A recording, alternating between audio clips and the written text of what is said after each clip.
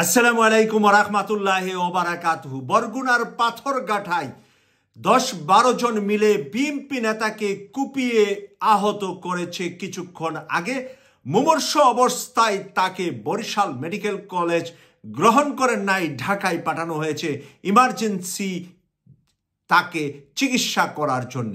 প্রিয় দর্শক, আমরা বলে আসছিলাম বিএনপি জামাতকে যে রাজনীতির মাঠে আপনারা আলাদা আলাদা হলেও আওয়ামী লীগের বিরুদ্ধে, ভারতের বিরুদ্ধে আপনারা ঐক্যবদ্ধ থাকবেন। আপনাদের ভিতরে যদি কোনো ধরনের ফাটল ধরাতে পারে বা ভারতের এজেন্ট, তাহলে সুবিধা নিবে আওয়ামী লীগ এবং আপনাদেরকে এভাবে বিভিন্ন জায়গায় হত্যা করতে তারা দ্বিধাবোধ করবে না। তাই আপনাদেরকে বারবার আমরা বলার পরেও আমাদেরকে অনেক বিএনপি বা জামাতের নেতারা অপছন্দ করতে পারেন, কিন্তু তারপরেও সত্য কথাগুলো আমরা বলে যাব আপনাদের জন্যে। আপনারাই আমাদের দেশকে বাঁচিয়েছেন, দেশকে রক্ষা করেছেন, রাজনীতির মাঠে আপনারা জীবন দিয়েছেন, ভবিষ্যতেও রাজনীতি আপনারাই করবেন। কিন্তু আজকে বরগুনার পাথরঘাটায় কি ঘটেছে তা আপনাদেরকে একটি ভিডিও রেকর্ড আমি শোনাচ্ছি, তারপরে আমি বাকি বিশ্লেষণে যাচ্ছি। ওযু করে নামাজের উদ্দেশ্যে রওনা দিয়েছেন। স্ত্রী নামাজের জন্য ঘরে উঠেছেন আর স্বামী বাড়ির পাশের মসজিদে যাচ্ছিলেন। এমন সময় 7 থেকে 8 জন মিলে এলোপাতাড়ি কুপিয়ে রাস্তায় ফেলে রেখে পালিয়ে যায়। স্থানীয়রা উদ্ধার করে আহতকে নেন হাসপাতালে। আমি ওযু করে ভিতরে ঢুকছি আর এ ওযু করে মসজিদে গেছে এবং বাড়ির সাথে মসজিদে গেছে। তো তখন নাকি আমি ওযু করে ঘরে ঢুকে নামাজে দাঁড়াইও নাই। আর এর মধ্যে আমার এই মেজো জান আর আমার বড় ভাই ভাই এরা ছিল রাস্তায়। তো কেউ একজন নাকি ফোন দিছে, ফোন দিয়ে তারা ডাকছে পরে আমার মেজো ভাই ডাকছে যে মাজা ভাই আমার নাকি তো আমার ওদিকে ডাকে। তো ডাকে গেছে পরে ধরছে, বলছে ওরা তো নেশা যত রকমের আছে। দর্শক, আপনারা শুনছিলেন এতক্ষণ পর্যন্ত আবুল হোসেন ফুয়াদের স্ত্রীর কথা। আবুল হোসেন ফুয়াদ স্বামী স্ত্রী উজু করে একজনে নামাজ পড়তে ঘরে ঢুকেছেন, আরেকজনে মসজিদে গিয়েছেন। এমতো অবস্থায় তাকে ডেকে নিয়ে এলোপাথারি কুপিয়েছেন 7-8 জন মিলে। আবুল হোসেন ফুয়াদের বক্তব্যের পরে আপনাদের সামনে আমি ওখানের সাধারণ জনগণ কি বলছে, সাধারণ জনগণের একটু বক্তব্য তুলে ধরছি।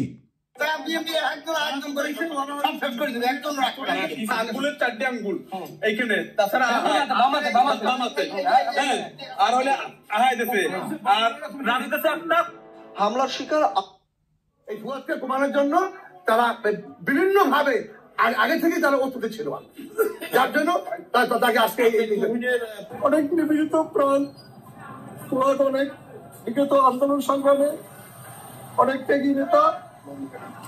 আজকে তাকে এইভাবে কুপাইছে। আজকে দেখেন সারা বাংলাদেশে যেভাবে আওয়ামী সন্ত্রাসীরা যেভাবে নির্যাতন করছে, আজকে এইভাবে প্রকৃতি মানুষকে আমাদের ঘুমাচ্ছে, হত্যা করছে, নির্মম ভাবে জেল খাটাইছে, পুরো জেল কাটছে, আরো কয়েকবার আহত হয়েছে। আজকে আমরা জানি না তার বাঁচবে কিনা। এই অবস্থা আপনাদের সকলের কাছে আমি দোয়া চাই। বিষয়টি নিয়ে প্রিয় দর্শক, আপনারা শুনছিলেন জনগণের কথা, সাধারণ মানুষের কথা এবং সেখানে লোকাল বিএনপি নেতাদের কথা। আমরা পাথরঘাটা উপজেলার বিভিন্ন পর্যায়ের বিএনপি নেতাকর্মীদের বক্তব্য আপনাদের সামনে তুলে ধরলাম। এখান থেকে আমরা কি বুঝলাম, কি শিক্ষা নিলাম, কি পেলাম। যদি আমরা ঐক্যবদ্ধ না থাকতে পারি, বিএনপি জামাতকে যদি ঐক্যবদ্ধ, ছাত্রদের সাথে যদি ঐক্যবদ্ধ, এই 3টা গ্রুপ যদি ঐক্যবদ্ধ না থাকেন, তাহলে আলাদা আলাদাভাবে এভাবেই আপনাদেরকে কিন্তু শেষ করে দিবে আওয়ামী লীগ এবং ভারত মিলে। আওয়ামী লীগ এবং ভারত কিন্তু জন্মসূত্রে তারা এক মায়ের সন্তান, জন্মসূত্রে তারা এক জায়গায় জন্ম হয়েছে, কিন্তু আপনারা 3 জন 3 মায়ের সন্তান। বিএনপি এক মায়ের সন্তান, জামাত আরেক মায়ের সন্তান, বৈষম্য বিরোধী ছাত্র আন্দোলন আরেক মায়ের সন্তান। এই 3 মায়ের সন্তান যদি একসাথে যেভাবে হাসিনাকে 5ই আগস্ট দিল্লি তার আসল মায়ের কাছে পাঠিয়েছেন, সেরকমভাবে যদি ঐক্যবদ্ধ না থাকতে পারেন, এভাবে আপনাদের জীবন যাবে আলাদা আলাদাভাবে। যেতে যেতে যেতে যেতে একদিন আপনাদের এই 3টি নাম বাংলার মাটি থেকে মুছে যাবে। আবার স্বৈরাচার হাসিনার প্রেতাত্মারা জেগে উঠবে, বাংলাদেশের গ্রাম গঞ্জ শহর বন্দর বিভিন্ন জায়গা থেকে দখল করে নিবে বাংলাদেশের প্রতিটি সেক্টর। সেই দখলের জায়গা থেকে যদি মুক্ত হতে চান, আমাদের রিকোয়েস্ট, অনুরোধটা রাখেন, আপনারা আলাদা আলাদা নির্বাচন করেন।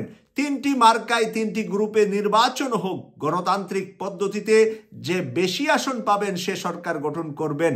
এতে আমাদের কোনো ধরনের আপত্তি বা কোনো ধরনের দ্বিমত নাই। কিন্তু এক জায়গায় আপনাদের এক থাকতে হবে, সেটা হলো ভারত বিরোধিতায় এক থাকতে হবে, আওয়ামী লীগকে দমন করার ক্ষেত্রে এক থাকতে হবে।